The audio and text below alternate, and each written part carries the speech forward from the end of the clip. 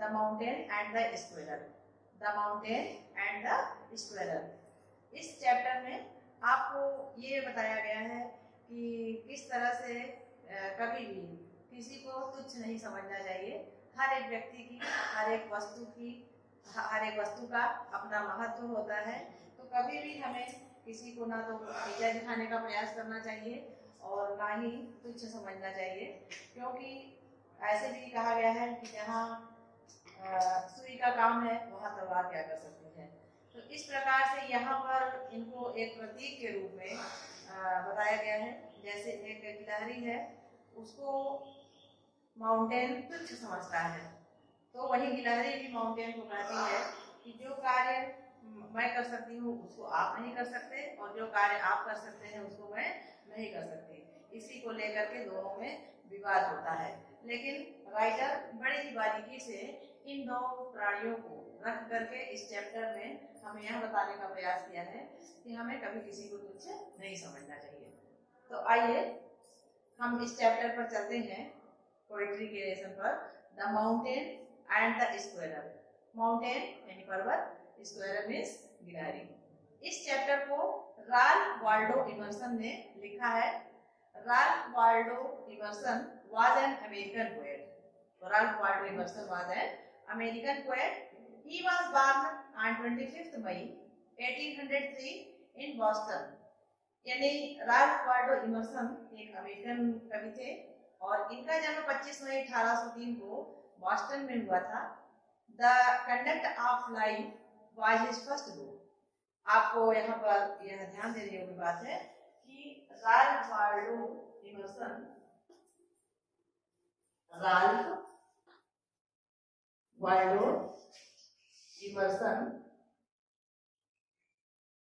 इनकी first book the conduct of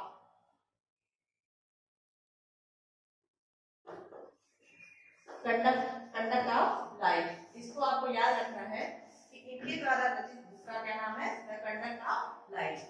तो the conduct of life was his first book which made him popular। इसी book की वजह से द कंडक्ट ऑफ लाइफ इनको Ralph Waldo immersion को popular बनाई, प्रसिद्ध बनाई।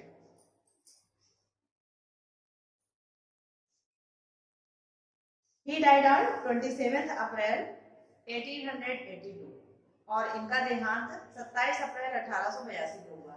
यानी आपको ये पता होना चाहिए इस चैप्टर को पढ़ने से पूर्व कि the mountain and the squirrel, इसको राल्फ वाल्डो इमर्सन ने लिखा है। और राल्फ वाल्डो इमर्सन एक अमेरिकन राइटर थे और इनकी पहली और प्रसिद्ध पुस्तक थी द कंडक्ट ऑफ लाइफ, जिसकी वजह से इनको काफी प्रसिद्धि मिली। अब इस कविता के बारे में पढ़ते हैं, इसको समराइज करते हैं, क्या इसमें सेंट्रल आइडिया है या इसमें राइटर क्या कहने का प्रयास कर रहा है। This poem is a dialogue. Dialogue होता है संवाद। This poem is a dialogue between a mountain and a squirrel. इस कविता में पर्वत और गिलहरी के बीच एक संवाद है। द माउंटेन यानी जो पर्वत है, in its towering bigness looks down upon the squirrel. अपने विशाल आकार के कारण गिलहरी को नीचे दिखाने का प्रयास करता है और calls it a little prig. Little prig मतलब होता है आत्मसंतोषी, सेल्फ सेटिस्फाइड, यानी जितना मिल जाए उतने में ही संतोष करना, कुछ अपना ना तो नया करने का प्रयास करना, ना तो अपनी विशेषताओं को बताने का प्रयास करना और ना ही कुछ और आगे बढ़ने की कोशिश करना। इसीलिए माउंटेन ने उसको लिटिल प्रिग कहा है कि जितना हो जैसे हो उसी में सीमित दायरे में हो, यानी तुच्छता से बोध कराया है। The squirrel justifies its existence, जबकि गिलहरी अपने अस्तित्व के बारे में बताती है। इन गॉड्स क्रिएशन, ईश्वर की रचना में, बोथ मतलब होता है दोनों, the big and the small, the rich and the poor have a distinct quality and A definite place. गिलहरी का कहना है कि प्रभु की दृष्टि में, गॉड की दृष्टि में, चाहे कोई छोटा हो या बड़ा, चाहे गरीब हो या अमीर, सबका एक अपना खास स्थान होता है, एक अपना अलग महत्व होता है। यहाँ पर थोड़ा सा कुछ और भी देखते हैं। The poet very beautifully explains, जो कवि है बहुत ही सुंदरतापूर्ण तरीके से व्याख्या करता है इस कविता की और कहता है God's justice to all his creations, यानी प्रभु का न्याय जो है, ईश्वर का जो न्याय है वह हर एक व्यक्ति को मिलता है, चाहे वह गरीब हो, अमीर हो, छोटा हो या बड़ा हो। God has made all the things and creatures equally significant and valuable. ईश्वर के द्वारा बनाई हुई प्रत्येक रचना का अपना एक महत्व है और सब में उसने समानता का अधिकार दिया है। All his creatures are necessary and have meaningful place in this world. और प्रत्येक जीव का, क्रिएचर्स होता है जीव, प्रत्येक जीव का अपना महत्व होता है और एक महत्वपूर्ण स्थान है संसार में। He has arranged, उसने व्यवस्थित किया है, and placed everything so as to create a perfect balance. उसने जो कुछ भी बनाया है, ईश्वर ने जो कुछ भी रचना की है, उसने पर्याप्त संतुलन बनाए रखने के लिए ही बहुत ही सोच समझ करके इस संसार में छोटी या बड़ी वस्तुओं का या प्राणियों की रचना की है। अब आते हैं इस चैप्टर पर। पहले मैं इस कविता को पढ़ूंगी।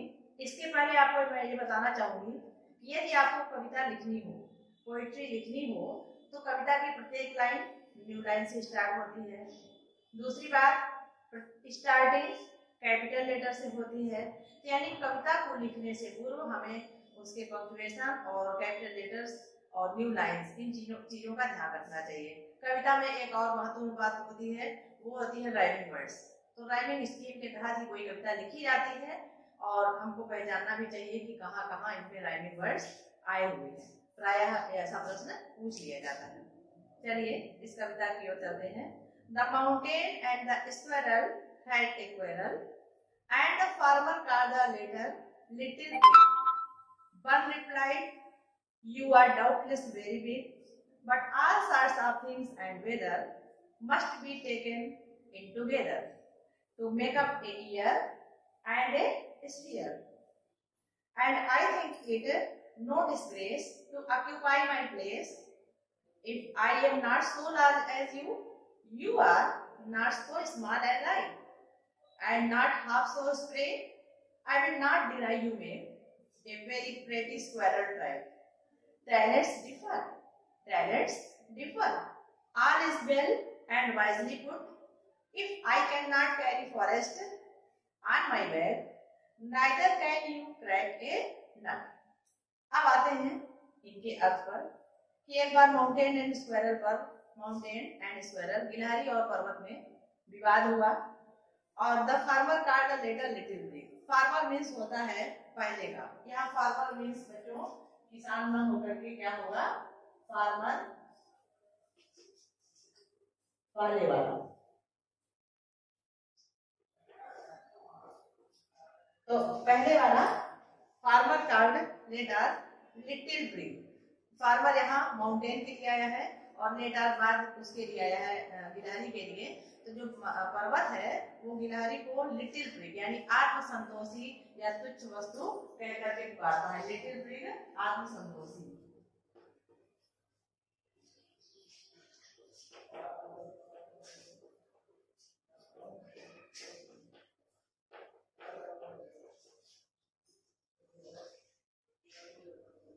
वन रिप्लाइड, वन यानी स्क्वायरल गिलहरी के लिए आया हुआ है।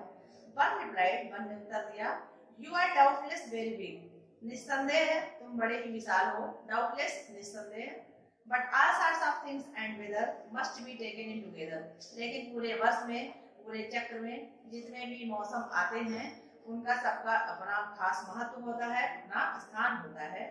And I think it no disgrace, और मैं इसको कोई शर्म की बात नहीं समझती। यानी मेरा जो आकार छोटा है इससे मैं बिल्कुल हेजिटेट नहीं करती, बिल्कुल इसमें मुझे संकोच नहीं है, क्योंकि हर एक चीज का अपना महत्व होता है।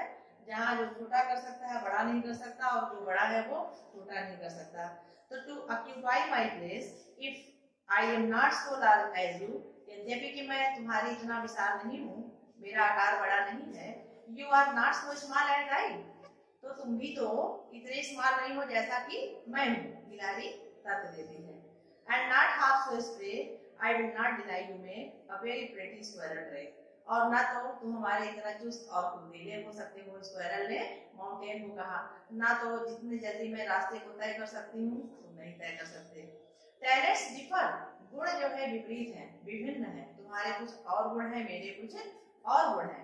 Talents differ, all is well and wisely put, सब कुछ बहुत सोच समझ करके बुद्धिमत्ता पूर्ण निर्माण किया गया है, बनाया गया है। If I can not carry forest on my back, यदि मैं अपने पीठ पर संपूर्ण जंगल को नहीं रख सकती, जैसा कि पर्वतों के ऊपर आप लोगों ने देखा होगा कि माउंटेन पर फॉरेस्ट होते हैं, तमाम पेड़ पौधे वृक्ष उगाया करते हैं, तो वही गिलहरी तर्क देती है कि यद्यपि कि I can not carry forest on my back, मैं अपनी पीठ पर जंगल को कैरी नहीं कर सकती, नीदर कैन यू क्रैक ए नट, तो तुम भी तो एक नट, नट मतलब एक कठोर आवरण वाला फल, उसमें आप अखरोट भी ले सकते हैं, नारियल भी ले सकते हैं, बादाम भी ले सकते हैं, सुपारी भी ले सकते हैं, यानी कठोर आवरण वाला जो सेल मतलब होता है छिलका, जिसका ऊपरी आवरण, ऊपरी सतह काफी कठोर हो, तो गिलहरी ने कहा कि ऐसे फल को तुम भी तो क्रैक नहीं कर सकते, तोड़ नहीं सकते। तो बच्चों, इस चैप्टर में हम लोगों ने देखा कि किस प्रकार से माउंटेन एंड स्क्वायरल के बीच में आर्ग्यू हुआ, विवाद हुआ, किस प्रकार से दोनों ने अपनी अपनी श्रेष्ठता के प्रति तर्क दिए, और अंततः हम ये निष्कर्ष पर पहुंचते हैं कि ईश्वर ने जो कुछ भी क्रिएट किया है, गॉड की जो भी संरचना है, रचना है इस विश्व में, वो बहुत ही सोच समझ करके संतुलित मैनर में रखी गई है, बैलेंस तरीके में किया गया है। तो हमें कभी भी किसी को तुच्छ नहीं समझना चाहिए, ना किसी की उपेक्षा करनी चाहिए, क्योंकि हर एक चीज का अपना एक संतुलन होता है, अपना एक महत्व होता है, अपना एक स्थान होता है। तो आशा करती हूँ कि आपको आज का चैप्टर अच्छा लगा होगा, पोएट्री का यह लेसन आपको समझ में भी आया होगा। तो आप आथर के बारे में, इस चैप्टर के बारे में बार बार पढ़ेंगे, इस कविता को कंठस्थ करेंगे, यानी आपकी टेक्स्ट बुक में जो यह कविता है तो लगभग 8 लाइन तो होना ही चाहिए, इसको याद करेंगे। नेक्स्ट वीडियो में मैं आपको इसका पीडीएफ भेज दूंगी, और आज के लिए बस इतना ही। इसमें आप एक क्वेश्चन जरूर लिख लीजिए, थोड़ा सा ट्राई कीजिएगा, प्रयास कीजिएगा कि give the central idea of the poem. Question लिखिए।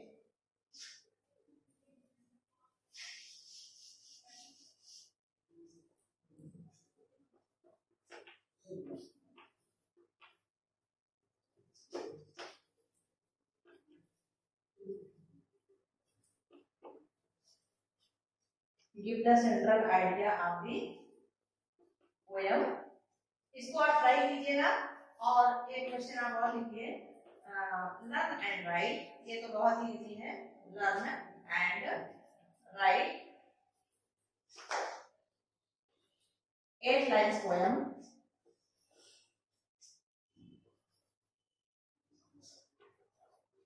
From your text book. तो यहाँ पर मैंने जो इन 2 प्रश्नों को दिया है, तो बच्चों आज को इसको आप आज के चैप्टर से संबंधित ही लिखिएगा, यानी इस कविता को आपको लर्न करना है और लिखना भी है। यहाँ मैं एक चीज और स्पष्ट कर देना चाहूंगी, क्योंकि कोर्सेज स्टार्ट हो चुके हैं, तो आप अपने यानी सप्लीमेंट्री, इंग्लिश और पोएट्री, इनकी तीनों कापियां अलग अलग होंगी। तो आज जो भी पोएट्री में पढ़ाया गया है, इसको आप पोएट्री की फेयर कॉपी में नोट करेंगे, ठीक है। A lot of thanks for watching.